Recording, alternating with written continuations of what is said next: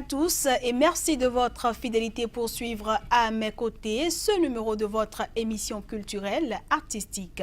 Au sommaire, en Afghanistan, une émission de télévision est devenue le poil à gratter des chefs de guerre arrogants et des policiers et politiciens négligents. Nous recevons ensuite dans la seconde partie l'écrivain béninois Martial Kogon qui viendra nous présenter son recueil de nouvelles intitulé « Avec beaucoup de glaçons ». Voilà pour le sommaire, le développement dans un instant.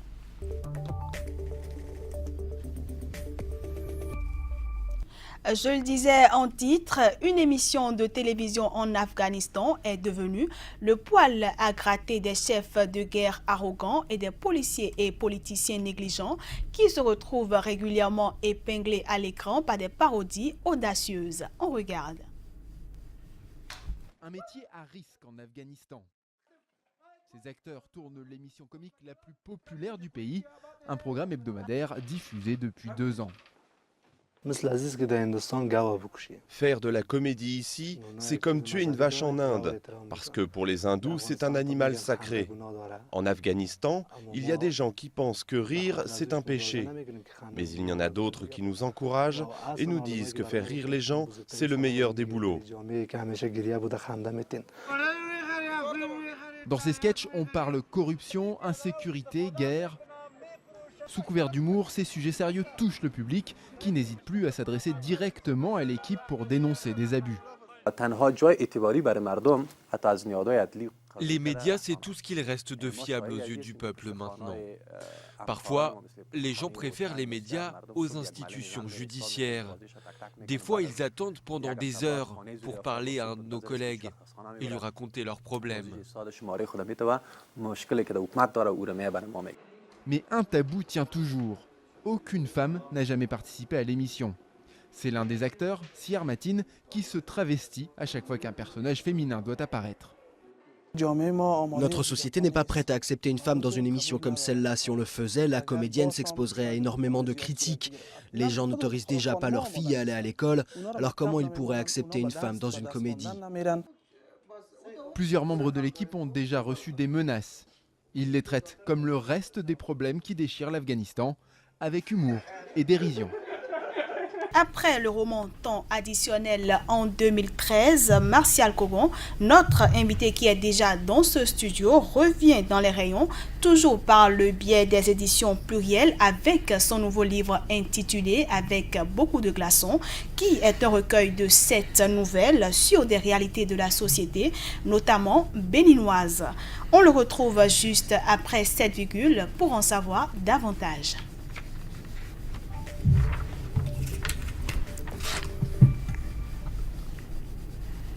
Martial Kogon, alias l'Ange Gardien, bonjour.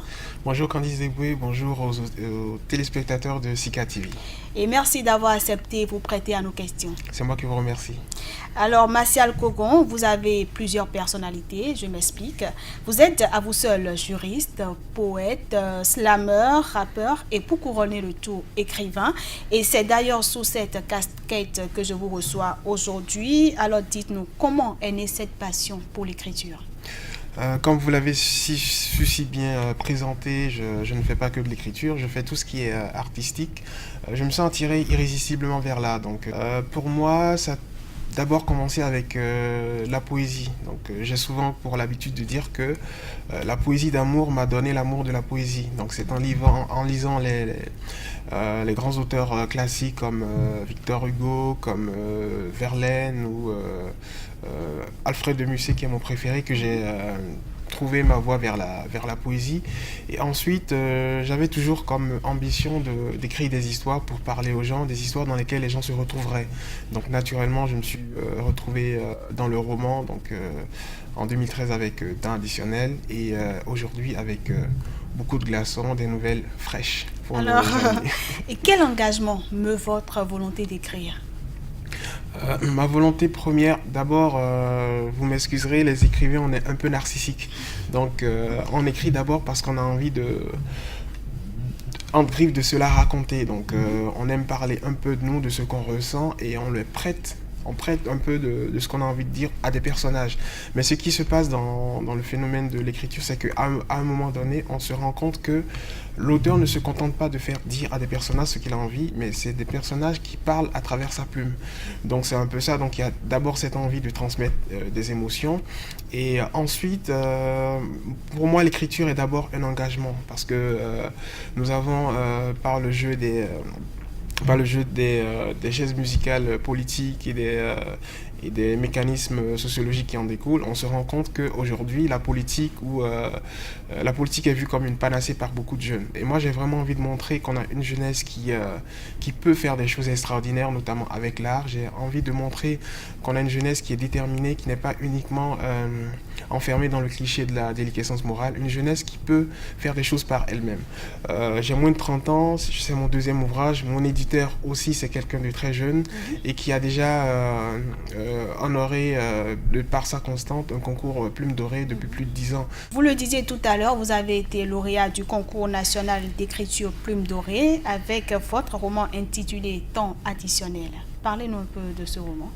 Alors, Temps additionnel, c'était un roman policier. C'était l'histoire d'une femme nommée Mariam qui a été accusée du meurtre d'un certain Edem. Et en réalité, quand elle est en prison, elle va faire la connaissance d'un jeune prêtre qui, en apprenant qu'elle est innocente, va décider de mener l'enquête pour découvrir le vrai coupable. Donc, c'est dans ce schéma de figure qu'on se retrouve dans Temps additionnel. Et avec beaucoup de glaçons, ça opère pas une rupture totale, mais on est toujours dans la même veine avec des histoires policières et des histoires qui sont marquées également par un fort substrat sociologique. Et justement, après votre sacre, vous avez attendu 5 ans pour revenir avec beaucoup de glaçons. Oui. Pourquoi tout ce temps? Pourquoi ce silence? Bon, c'est vrai, c'est un peu plus que Temps additionnel, effectivement. Entre-temps, j'ai eu à m'installer en France dans le cadre de mes études en droit des assurances, donc domaine dans lequel je me suis spécialisé. Et donc, c'était pas forcément évident l'écriture, les études, les contingences quotidiennes. Et en même temps, nous avons pris l'engagement d'une écriture de qualité. Donc, on ne se situe pas dans une fréquence de sortie de livres, par exemple 2 ans ou 3 ans. Je ne sortirai des livres que quand je serai prêt, en fait, parce que je pense que aujourd'hui, il y a une certaine qualité par rapport à laquelle on ne devrait pas transiger. Donc, 5 ans, c'est le temps qu'il a fallu pour mûrir les tests, pour peaufiner les personnages, leur donner de l'épaisseur et proposer à un public des histoires qui lui parlent réellement. Et là, vous revenez avec beaucoup de glaçons, présentez-nous le livre et dites-nous pourquoi ce titre. D'accord. Avec beaucoup de glaçons, c'est un recueil de 7 nouvelles. Donc, je cite pêle-mêle. On a Skelewu, on a Le Collier, on a Ewizo, on a la nouvelle éponyme avec beaucoup de glaçons. On a également Les Pyromanes et Embrasser le Diable. Donc, ce sont les 7 nouvelles qui constituent cette œuvre. Et l'œuvre éponyme avec beaucoup de glaçons, c'est l'histoire d'une vengeance qui prend 25 ans pour se matérialiser. Donc quand on se rend compte qu'il faut près d'un quart de siècle pour une vengeance, pour matérialiser une vengeance, on se rend compte que c'est quelque chose qui a été minutieusement préparé. Et il y a un dicton qui précise que la vengeance est un plat qui se mange froid. Donc en l'espèce, plus de 25 ans, on est dans un contexte où le plat s'est mangé très froid. Donc c'est pour cette raison que le titre, avec beaucoup de glaçons, a été donné à cette nouvelle pour parler un peu du phénomène de l'impunité. Dans votre livre, avec beaucoup de glaçons, quels sont les messages que vous véhiculez? D'accord, donc précisément avec beaucoup de glaçons, on parlait de l'impunité. Donc un jeune Fataï qui doit se venger d'un homme politique et homme d'affaires qui avait causé du tort à sa sœur 25 ans plus tôt. Donc là, je parle de l'impunité, je parle également du fait que, en raison de sa position sociale, certaines personnes se croient bénéficier du droit de pouvoir écraser les autres. Dans Skelewu, c'est par exemple un petit enfant, un enfant de la rue, et bizarrement, ça porte écho à un reportage qui avait été diffusé en temps qui a suscité un tollé par rapport au vide Omégon. Donc je parle d'un petit Skelewu qui se retrouve complètement par hasard dans une maison pour récupérer un ballon et il s'engage un dialogue avec une vieille femme complètement seule. Donc c'est le problème de la solitude, de la fragilité des personnes vulnérables. On a les pyromanes et dans les pyromanes on a une église qui s'appelle l'église des super guerriers en route pour le combat final, Zopapa Zoyeye, dont le prophète Ezodédé est descendu du ciel à l'âge de 40 ans. Donc ça parle un peu de l'escroquerie religieuse. On a Eulizo qui parle de comment les jeunes s'engagent en politique et qui considèrent la politique comme une panacée à tous leurs maux. Donc Eulizo, on a le député Djabi Mangba qu'on a tenté d'arrêter, le président Wissem Moi, ce qui a embrasé le quartier Zobo, donc certains se retrouvent dans cette histoire. Bien sûr. Et on a également... Dosiao. Voilà, 40 n'est pas divisible par 3. 3. Donc on a une histoire, c'est une femme qui est dans un phénomène, dans un placement d'argent qui a englouti des millions, s'est sentie au bord du précipice. Donc pour ne pas péricliter, elle a organisé le braquage de sa propre entreprise et pour pouvoir escroquer la compagnie d'assurance. Donc on est dans un contexte où elle organise le braquage, elle fait venir le braqueur et ceux qui auront l'occasion de lire vont voir comment ça va se terminer. Et Embrasser le diable, c'est l'histoire d'un jeune couple qui se retrouve sous le feu des terroristes pendant les attentats du Bataclan. Donc c'est un peu, voilà, toutes les thématiques sociopolitiques sont abordées et j'essaie de donner la parole aux femmes, aux enfants, aux vieux pour que tous les marginalisés puissent réellement s'exprimer à travers ma plume. Et je peux rassurer les téléspectateurs que, en tout cas, ils vont aimer lire avec beaucoup de glaçons. Merci. Alors, quels sont vos projets à court, moyen et long terme après temps additionnel avec beaucoup de glaçons, quelle sera la suite? Alors après, en temps additionnel, on est avec beaucoup de glaçons. Oui. Quand les glaçons auront fondu, on va peut-être, je pense que ça sera un recueil de poésie. Parce que, comme je le disais tout à l'heure, j'ai commencé avec la poésie et j'ai un recueil que je suis en train de peaufiner et les téléspectateurs seront les premiers informés dès que les glaçons auront fondu et que le nouveau bébé sera là. Et par la suite, je vais continuer avec la nouvelle. Donc il y aura un autre recueil de nouvelles probablement l'année prochaine. Donc il y a ça et je n'abandonne pas le roman par lequel j'ai commencé. Donc voilà. Petite curiosité, est-ce que vous laissez, votre métier de juriste au profit de l'écriture? Est-ce que c'est grâce à l'écriture que vous vivez aujourd'hui?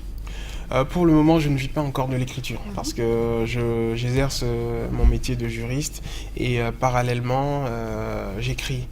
Mais je ne considère pas l'écriture juste comme un hobby. C'est pour ça que je parlais tout à l'heure du fait d'attendre le temps qu'il faut avant de présenter les œuvres au public.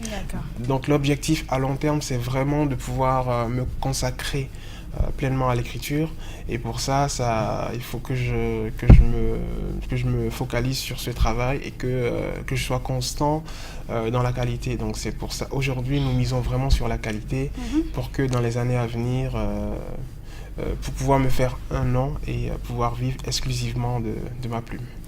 Alors, nous sommes presque à la fin de cette émission, mais Martial Kogon, très peu de personnes le savent.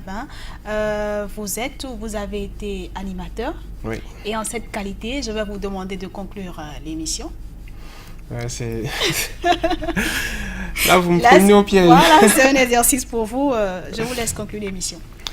Alors, amis téléspectateurs de Sika TV, nous sommes au terme de votre émission préférée artistique. Candice Debou et moi, nous vous remercions d'avoir été là et nous vous savons nombreux à nous suivre également sur Internet et nous vous donnons rendez-vous très prochainement avec beaucoup de glaçons également. Alors là, c'est parfait. Et voilà, mesdames, messieurs, c'est sur ces mots de mon invité que prend fin cette émission. Merci à tous de l'avoir suivi. À la semaine prochaine, toujours avec le même plaisir.